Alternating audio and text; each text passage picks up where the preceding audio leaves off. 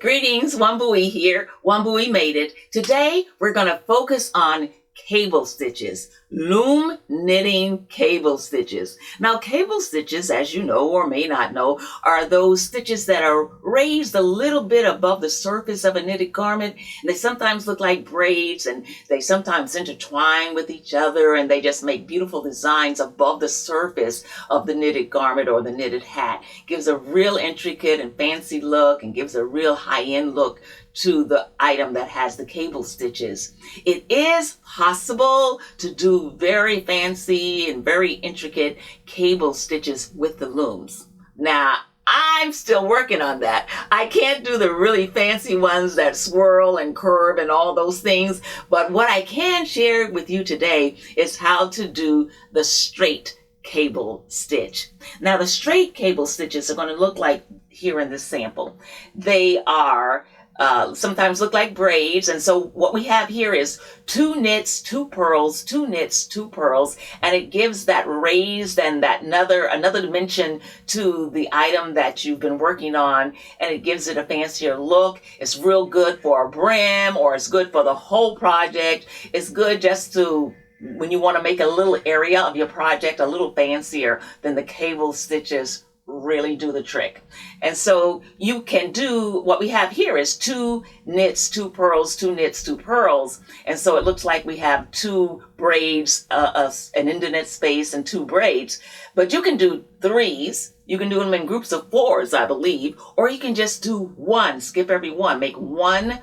If you make 1 a purl and then 1 a knit, you get a very interesting design as well. So I suggest that you play around with it and experiment with it and see which ones you enjoy doing the most. So, but these today I'm going to show you the ones that are 2 knits, 2 purls, 2 knits, 2 purls. Now, if you can do the E-wrap basic loom knit stitch, if you can do that, and if you can do the purl stitch, you can do the cable stitch. So that's what I'm going to show you. Now, one of the things that's really important though, I think that takes away half the stress or actually makes it fun to do when you do this step. It makes making the cables more fun. And that is if you mark your loom. And by marking your loom, I'm talking about, okay, so we're going to take a loom and we're going to go, for instance, 2 knit, 2 purl, 2 knit, 2 purl, 2 knit, 2 purl, 2 knit. Now, in doing the cable stitches, the straight cable stitches, it's very important that if you designate a loom, if you start doing purls on a loom, then you need to do purls on that loom in order to keep the stitches straight. So if you're doing 2 purls, then you've got to keep those pegs with the purls so that the line is straight. And if you're doing 2 knits, then you want to keep all your knits on the same peg. So what can be frustrating is trying to remember what peg is what. And especially if you put your project down, or even if your mind just wanders a little bit and you pick up the project, you're saying to yourself, oh, am I supposed to be knitting here? Was the last thing I did a purl? And so you find yourself starting over again or getting frustrated with the whole thing. So really I think it's most important to mark. If you're going to do cable stitches, one of the most important things you can do is mark your loom. Now, there are ways that people have of marking their loom. Some people use the little regular knitting circles, and they put them around the looms. This right here these are hair ties. And I have used these sometimes to just mark for instance, I knew that I was going to purl these 2, so I put the bands on these 2. And then I would skip the next 2 because I'm going to knit those. And then I would put the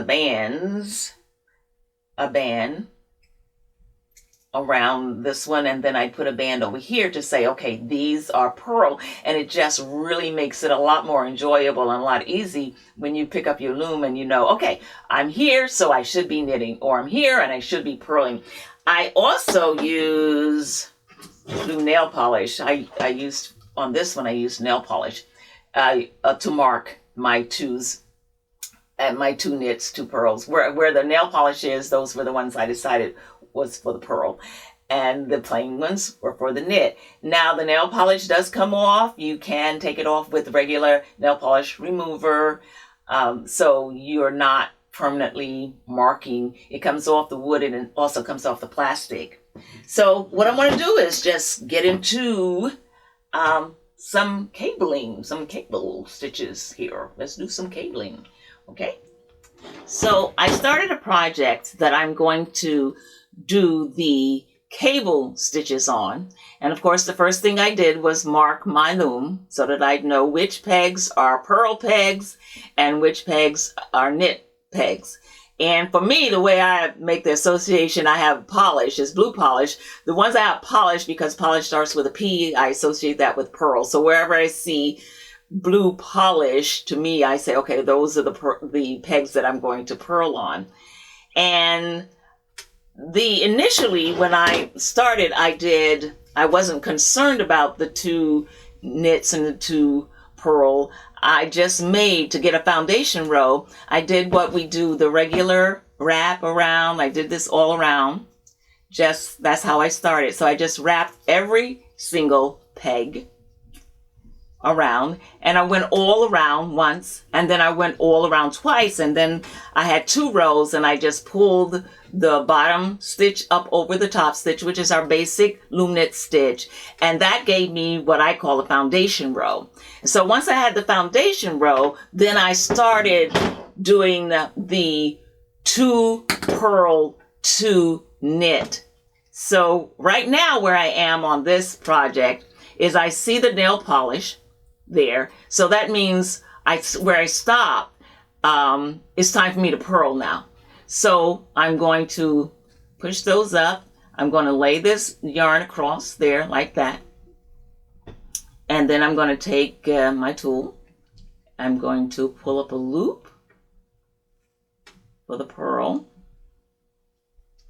And then I still have another one to do. So I'm going to lay it down. And all right, so now I know that I'm plain. I did 2 purls, so now it's time to knit. And what I'm going to do is do the basic E wrap and E wrap, but we're just going to do those 2. And so then, of course, then we take and pull it over, and we take the bottom and pull it over the top. Okay, we're back to the polish, which means it's time to purl again. So we're going to take this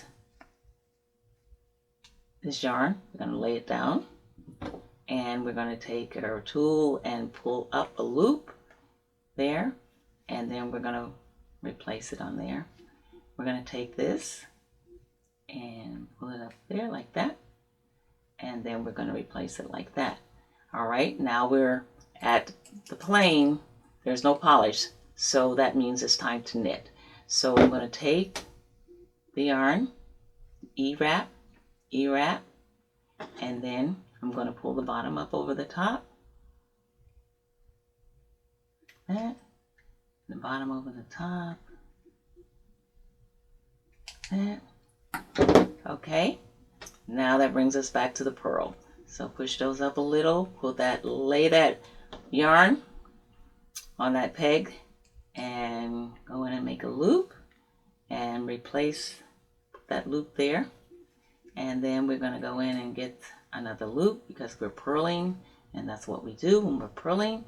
And then we're going to put that loop on that peg. And now we are knitting again. Knit. Okay. And now we're going to pull this up over the top and this up over the top. And now I'm back at the polish, so I know it's time to purl. So, which means that if I wanted to sit this down and make a phone call or chase after one of my grandchildren or whatever, when I came back, I'd know where I was. It wouldn't be like, what did I last do? I could see, okay, we have the nail polish here, or whatever marking, however you want to mark your pegs, you'll know, okay, so now it's time to purl.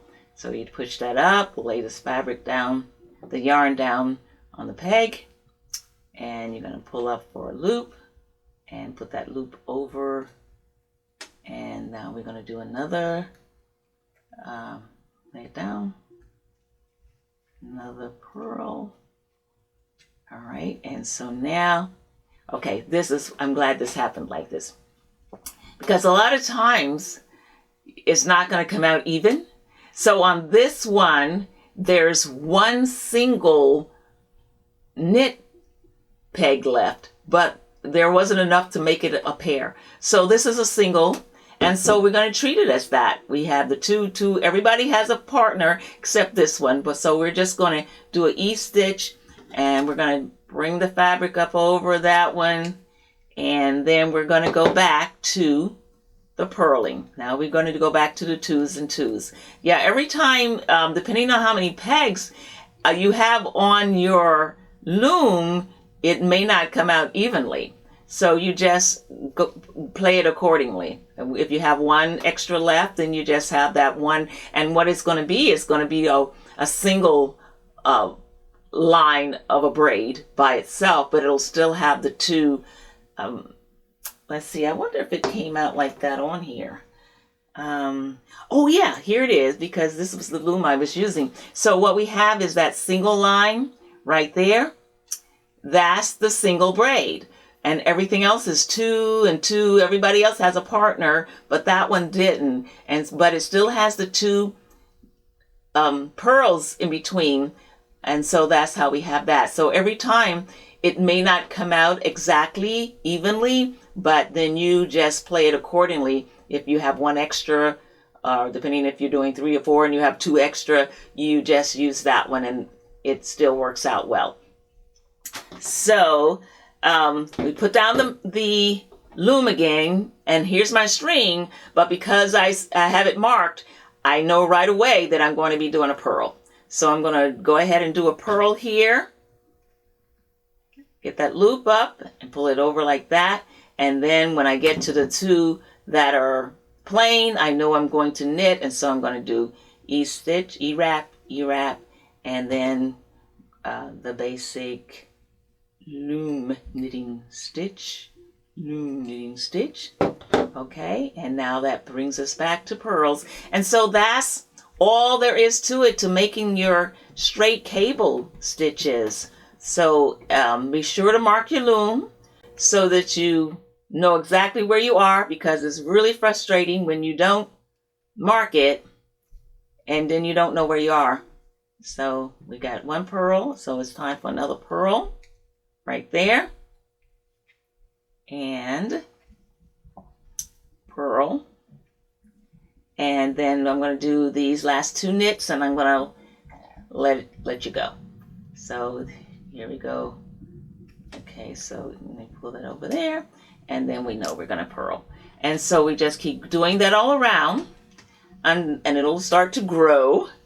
And before long, you'll have your nice looking cables.